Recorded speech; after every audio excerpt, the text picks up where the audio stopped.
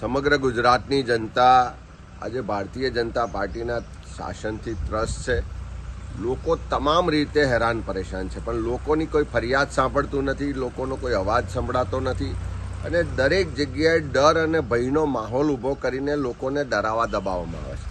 ત્યારે એવા જ સમયમાં ગુજરાતના લોકોના અવાજને બુલંદ કરવા માટે, ગુજરાતના લોકોના હક અધિકારની લડાઈ લડવા માટે એક વિપક્ષ તરીકે અમે આ જન આક્રોશ યાત્રા લઈને નીકળ્યા છે.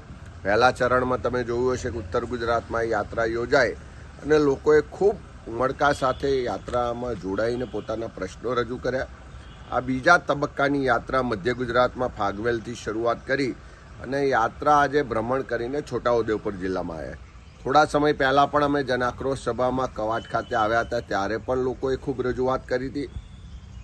અને ગઈકાલે આખા દિવસ દરમિયાન સંખેડા હોય, નસવાડી હોય કે અહીંયા આગળ કવાંટ સુધીના આખા રૂટમાં લોકો વારંવાર રજૂઆત કરવા આવ્યા છે કે દારૂની બદીને કારણે યુવાધન બરબાદ થઈ રહ્યું છે.